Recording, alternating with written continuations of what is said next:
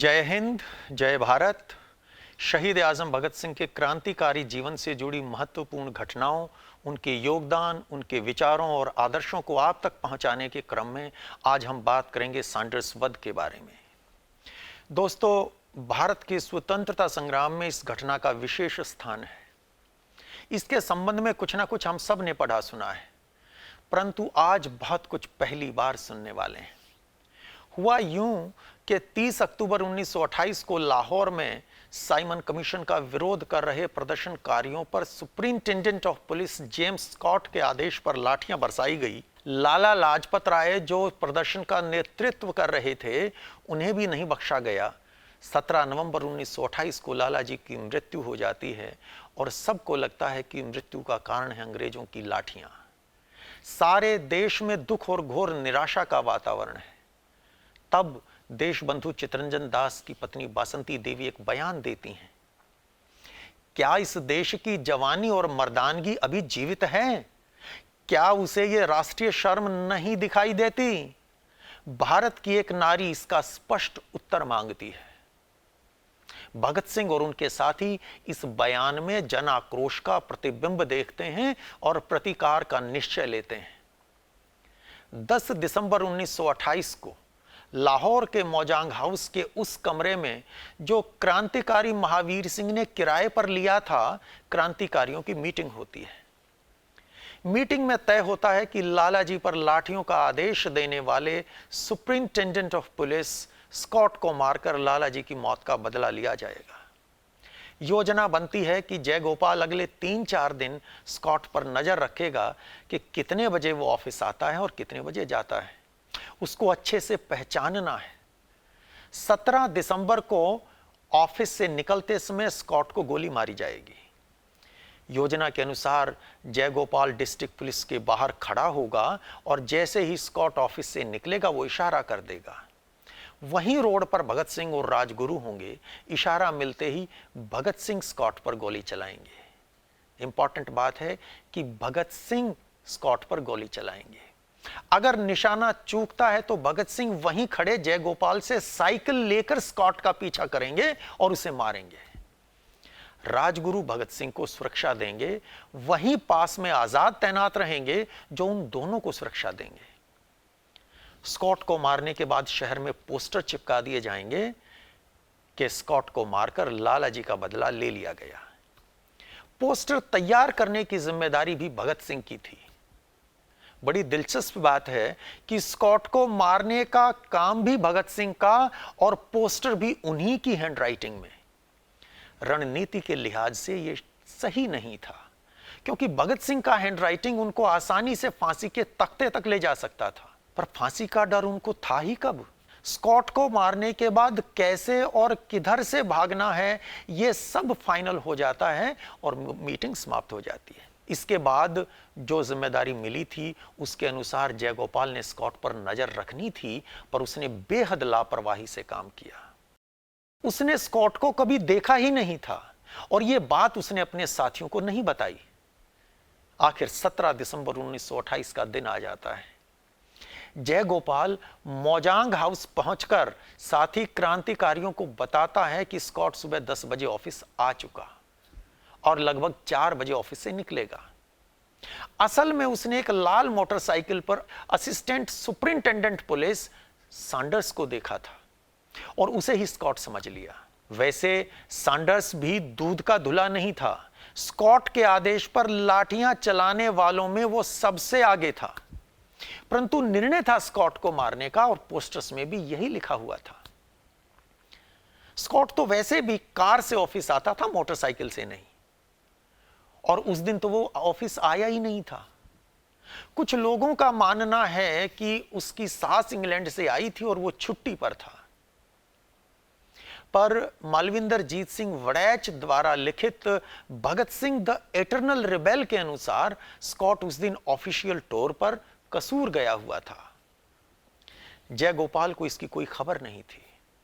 दोस्तों, आगे चलकर यही जयगोपाल सरकारी गवाह बनता है, जिसके एवज में उसे अंग्रेजों से ना सिर्फ माफी बल्कि 20,000 रुपए का इनाम मिलता है। उस समय 20,000 का मतलब है आज के दिन कम से कम 4-5 करोड़। बहरहाल उसकी सूचना के आधार पर लगभग 2 बजे मोजांग हाउस से चलने की तैयारी होने लगती है। हथियार बांट दिए जाते हैं। चंद्रशेखर आजाद के पास उनका प्रिय माउजर पिस्तौल है जिसे वो बमतुल बुखारा कहते हैं। भगत सिंह के पास ब्राउनी ऑटोमेटिक पिस्टल है। राजगुरु रिवॉल्वर लेकर पैदल ही चल पड़ते हैं। भगत सिंह, चंद्रशेखर आजाद और जयगोपाल 3 साइकिलों पर सवार होकर जाते हैं। डिस्ट्रिक्ट पुलिस ऑफिस पहुंचकर क्या होता है उसे समझने के लिए हम एक नक्शे की मदद लेंगे। यह नक्शा प्रोसिक्यूशन की तरफ से मुकदमे में इस्तेमाल हुआ था। हमने इसे लिया है एजी नूरानी साहब की प्रसिद्ध किताब the trial of Bhagat Singh politics of justice से। इसके लिए हम नूरानी साहब के बहुत आभारी हैं। दोस्तों, मेरे पीछे ये मैप है। इसकी मदद से हम सैंडर्स मर्डर सीन को रिक्रिएट करने की कोशिश करेंगे। 17 दिसंबर 1928 को जयगोपाल से मिली सूचना के बेसिस पे यहां डिस्ट्रिक्ट पुलिस ऑफिस में स्कॉट सुबह 10 बजे पहुंच चुका और अब उसको मारने के लिए चंद्रशेखर आजाद, भगत सिंह और राजगुरु मोजांग हाउस से निकल जाते हैं। 4 बजे के बाद स्कॉट को ऑफिस से निकलना है, लिहाजा उससे पहले वो लोग यहां पहुंचते हैं और जयगोपाल भी पहुंचता है। जयगोपाल एक साइकिल पर आता है और ये देखिएगा, ये डिस्ट्रिक्ट पुलिस ऑफिस है, इसके ऑपोजिट ये डीएवी कॉलेज का कैंपस है। ये रोड है, कॉलेज रोड कहलाता है, ये लाहौर की तहसील है। तो जयगोपाल साइकिल से आता है और इस डीएवी कॉलेज के कैंपस में नीचे हम जाते हैं तो यहां ये टॉयलेट ब्लॉक है। इसके पास यहां पे वो अपनी साइकिल खड़ी करता है और फिर पैदल डीएवी कॉलेज से होते हुए वो इस सड़क पर आ जाता है सामने। चंद्रशेखर आजाद, भगत सिंह और राजगुरु सीधे यहां पहुंचते हैं। राजगुरु पैदल आए हैं, चंद्रशेखर आजाद और भगत सिंह एक एक साइकिल पर आते हैं। जयगोपाल इन 2 साइकिल में से भी एक साइकिल को यहां से उठा के और वहीं खड़ी कर देता है जहां उसकी अपनी साइकिल थी। तीसरी साइकिल को वो लेता है और इस रोड पर यहां खड़ा हो जाता है, ऐसा प्रिटेंड करता है कि ये साइकिल खराब है और वो ठीक कर रहा है। उसका काम क्या है वहां पे कि स्कॉट जब इस ऑफिस से निकलेगा तो वो इशारा कर देगा भगत सिंह पर और भगत सिंह उसका इशारा मिलने के बाद आगे आएंगे और स्कॉट को मार देंगे। भगत सिंह हैं कहां? इसी रोड पर भगत सिंह टहल रहे हैं। राजगुरु कहां है? वो भी इसी रोड पर टहल रहे हैं। उनका काम क्या है? उनका काम है भगत सिंह को कवर देना। अगर भगत सिंह पर कोई अटैक करता है तो उससे निपटेंगे राजगुरु। चंद्रशेखर आजाद वो डीएवी कॉलेज की बाउंड्री वाल के इस साइड में डीएवी कॉलेज के अंदर खड़े हैं, लेकिन निगाह मुस्तैद यहीं पर है उनकी भी, और उनका काम है भगत सिंह और राजगुरु को स्कॉट के मर्डर के बाद सेफ एग्जिट इंश्योर करना। अगर कोई इनके पीछे आता है, इनको फॉलो करता है, तो उससे निपटने का काम है चंद्रशेखर आजाद का।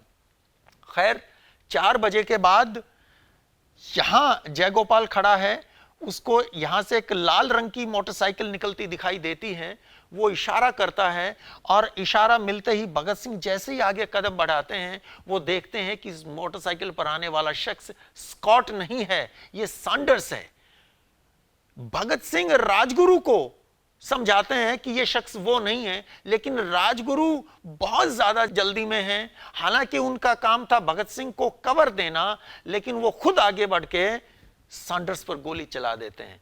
पहली ही गोली निशाने पे लगती है, सैंडर्स गिर जाता है, मोटरसाइकिल उसके ऊपर है। चूंकि एक गोली मारी जा चुकी है, इसलिए भगत सिंह आगे बढ़ते हैं और 3-4 गोली सैंडर्स पर वो चलाते हैं। सैंडर्स वहीं पर ढेर हो जाता है। यहां यह बात भी याद रखने की है कि सैंडर्स भी कम दोषी नहीं था। स्कॉट के ऑर्डर के ऊपर लाला लाजपत राय पर लाठियां बरसाने वालों में वो खुद सबसे आगे था। जब ये सब हो रहा है तो ट्रैफिक इंस्पेक्टर फर्न यहां खड़ा है जहां नंबर 9 है।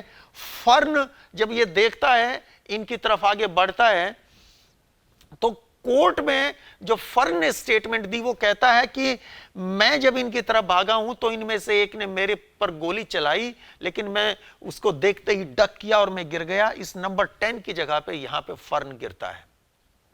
एक हेड कांस्टेबल चानन सिंह है, वो भी यहीं अंदर था। चानन सिंह भी पीछे भागता है। अब भगत सिंह और राजगुरु दोनों, ये गली है, इस गली का नाम है कोर्ट स्ट्रीट, इस गली से भागते हैं और यहां ये डीएवी कॉलेज के प्रिंसिपल का घर है। इसके आगे एक छोटा गेट है, उस गेट से डीएवी कॉलेज के अंदर एंटर कर जाते हैं। लेकिन चानन सिंह इनके पीछे भाग रहा है। अब यहां चंद्रशेखर आजाद चूंकि मुस्तैद खड़े थे, वो दौड़ के आते हैं। भगत सिंह राजगुरु आगे निकलते हैं और चानन सिंह को यहां रास्ते में चंद्रशेखर आजाद रोक लेते हैं, उसको चेतावनी देते हैं वापस लौटने की, लेकिन वो नहीं मानता। मजबूर होकर चंद्रशेखर आजाद को चानन सिंह पर गोली चलानी पड़ती है। बाद में वो मारा जाता है। यहां नंबर 2 जहां लिखा है, यहां पर चानन सिंह को गोली मारी गई थी। यहां जहां नंबर 4 है, यहां से राजगुरु ने गोली चलाई। नंबर 5 यहां से भगत सिंह ने गोली चलाई। नंबर 1 यहां पर सैंडर्स गिरता है। यह नंबर 6 जहां लिखा है, ऐसा कोर्ट में बताया गया। 3 आई विटनेस अपने आप को क्लेम करते हैं। वो एक कार से यहां आते हैं उसी मौके पे जिस वक्त ये गोली चल रही है। इसमें हबीबुल्ला, उसका भतीजा कमालदीन और ड्राइवर अब्दुल्ला है। ये नंबर 7 जहां लिखा है, यहां तहसील के कंपाउंड के अंदर यहां 2 लोग, सब इंस्पेक्टर गंडा सिंह और फकरुद्दीन हैं। वो कहते हैं हमने भी गोलियां चलती देखी हैं। यहां जहां नंबर 8 है, यहां पे मोहम्मद इब्राहिम नाम का एक कांस्टेबल है। वो कहता है कि मैंने भी यहां से गोली चलते देखी हैं। यहां से जब भगत सिंह, राजगुरु और चंद्रशेखर आजाद आगे निकलते हैं डीएवी कॉलेज से, यहां से भागते आगे जा रहे हैं, तो यहां 19 नंबर जहां है, यहां पे आफताब अहमद नाम का एक स्टूडेंट क्लेम करता है कि मैं खड़ा था और मैंने तीनों को भागते हुए देखा था। फर्दर आगे बढ़ते हैं, यहां जहां 20 लिखा है, यहां पे अब्बास चंद नाम का एक स्टूडेंट है। वो क्लेम करता है कि मैं यहां था और 3 लोगों को भागते पीछे से मैंने देखा है। दोस्तों, सच तो यह है कि फर्न को छोड़कर ये जितने भी यहां पर चश्मदीद गवाह बने, ये सारे झूठे गवाह थे, पुलिस के तैयार किए हुए गवाह थे। और लाहौर के कैंटोनमेंट पुलिस स्टेशन में जहां मैजिस्ट्रेट के आगे भगत सिंह की आइडेंटिफिकेशन परेड हुई थी, उस परेड से पहले ही इन सारे गवाहों को पुलिस ने भगत सिंह दिखा दिया था। और यूं भी सेंट्रल असेंबली केस के बाद देश के तकरीबन हर अखबार में भगत सिंह की फोटो छपी थी। तो भगत सिंह की फोटो भी और भगत सिंह भी इन सारे गवाहों को अच्छे से दिखा दिए गए थे। ये सारे गवाह झूठे थे। ये तीनों भागते हुए यहां आ जाते हैं। यहां हॉस्टल है डीएवी कॉलेज का, और यहां चूंकि 2 साइकिल यहां खड़ी की गई थी, तो वहां से साइकिल उठाने ये लोग यहां पहुंचते हैं। लेकिन जब ये लोग यहां पहुंचते हैं तो साइकिल वहां नहीं है। पीछे से देशराज नाम के एक स्टूडेंट ने, वो दोनों साइकिलें, वो हॉस्टल में ही रहता है, उसने वो साइकिल यहां से हटा दी थी। एक साइकिल इधर किचन के पास खड़ी कर देता है और दूसरी कहीं दूसरी जगह रख देता है। जय गोपाल जो वहां पर साइकिल लेके खड़ा था, जैसे ही सैंडर्स को मारा गया, वो उस साइकिल को पुश करता हुआ इस कोर्ट स्ट्रीट से होते हुए यहां आगे से एंटर करता है, डीएवी कॉलेज में आ जाता है और वो भी यहीं पहुंचता है जहां वो 2 साइकिल खड़ी करके गया था। यहां एक साइकिल भगत सिंह जय गोपाल से ले लेते हैं, और जो 2 साइकिल थी उनमें से एक साइकिल जो किचन के पास खड़ी की थी वो भी मिल जाती है। अभी इनके पास 2 साइकिल हैं।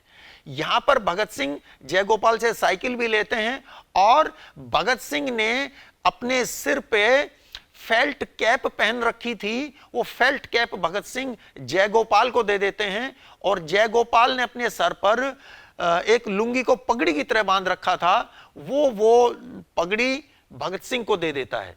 अब भगत सिंह के सर पर वो लुंगी है जो पगड़ी की तरह बांध रखी है उन्होंने। दोस्तों, फिल्में आई कई सारी और उनमें दिखाया जाता है कि पगड़ी पहने हुए थे भगत सिंह, केश और दाढ़ी भी थे सैंडर्स मर्डर के टाइम। सच्चाई ऐसा नहीं है। 8 और 9 सितंबर 1928 को दिल्ली के फिरोज शाह कोटला में क्रांतिकारियों की जो बैठक हुई थी, उसके बाद ये डिसीजन ले लिया गया था कि भगत सिंह अपनी पहचान छिपाने के लिए केश और दाढ़ी काट लेंगे, जो सितंबर में ही भगत सिंह ने फिरोजपुर में कर लिया था। एक साइकिल पर भगत सिंह यहां से आगे निकलते हैं और दूसरे साइकिल पर चंद्रशेखर आजाद और राजगुरु निकलते हैं। अब जयगोपाल के पास साइकिल नहीं है, वो यहां दीवार फांदकर इधर आ जाता है, ये वेटरनरी कॉलेज के ग्राउंड में। और यहां लिखा भी है कि इस तरफ से जयगोपाल गवाह सुल्तानी गया, यानी कि वो सरकारी गवाह यहां से गया। और ये तीनों लोग भगत सिंह, चंद्रशेखर आजाद और राजगुरु यहां से आगे बढ़ते हैं। यह लिखा है यहां पे कि इस तरफ से मुलजमान भागे। यहां जहां 30 नंबर लिखा है, यहां पर भगत सिंह के सर से वो लुंगी जो पगड़ी की तरह उन्होंने लपेटी थी वो गिर जाती है और ये तीनों आगे बढ़ते हैं। ये देव समाज कॉलेज की बिल्डिंग है, इसके आगे बढ़ते हैं। ये 31 लिखा है। अता अहमद की साइकिल रिपेयर की दुकान है। राजगुरु एक साइकिल उठा लेते हैं, अब तीनों के पास 3 साइकिल हैं और ये आगे नीचे की तरफ ये भाग रहे हैं। अता अहमद यहां से एक और साइकिल लेके इनको फॉलो करता है और ये कोई खतरा मोल ना लेते हुए उसकी साइकिल को रास्ते में छोड़ देते हैं। यहां जहां 32 लिखा, अता मोहम्मद अपनी साइकिल लेके वापस चला जाता है और फिर से चंद्रशेखर आजाद और राजगुरु एक साइकिल पर और भगत सिंह दूसरी साइकिल पर, ऐसे ये लोग सेफली निकलकर मौजांग हाउस पहुंच जाते हैं। मौजांग हाउस में जयगोपाल भी कुछ देर के बाद पहुंचता है और वहां भगत सिंह कहते हैं कि आज तुमने गलती की, वो स्कॉट नहीं सैंडर्स था। और भगत सिंह दुखी इस बात से। उसके बाद रात को भगत सिंह वहां नहीं रुकते हैं। लाहौर में एक दूसरी जगह एक कमरा और किराए पे ले रखा है, वहां पे इनके साथी क्रांतिकारी विजय कुमार सिन्हा और भगवान दास माहौर हैं। भगत सिंह वहां चले जाते हैं और विजय कुमार सिन्हा से बात करते हैं और बहुत दुखी हैं। भगवान दास माहौर अपनी किताब यश की धरोहर में लिखते हैं कि मैं तो यह सोचता था कि भगत सिंह को आज बहुत खुश होना चाहिए, बहुत गर्व होना चाहिए कि उसने राष्ट्र के अपमान का बदला लिया है। लेकिन भगत सिंह बहुत दुखी थे और बहुत दिन तक इस बात को लेकर वो बहुत दुखी रहे, क्योंकि उन्होंने मानव जीवन को बहुत पवित्र माना था और उस दिन मजबूर होके एक इंसान की जान लेनी पड़ी थी। इस बात से भगत सिंह दुखी थे। भगवान दास माहौर कहते हैं कि भगत सिंह के चेहरे के भाव उस रात जो मैंने देखे तो मेरा मन किया कि उनके चरणों की धूल उठाकर अपने माथे पर चंदन की तरह लगा लूं। दोस्तों, ऐसे थे शहीद आजम सरदार भगत सिंह। आज की कहानी यहीं तक।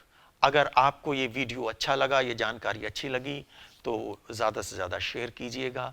चैनल को अगर अभी तक सब्सक्राइब नहीं किया है तो प्लीज़ सब्सक्राइब कीजिए और अपने प्रश्न, अपने सुझाव हमें ज़रूर दीजिए, क्योंकि उसी की रोशनी में हमको और अच्छा काम करने की प्रेरणा मिलती है। जय हिंद, जय भारत।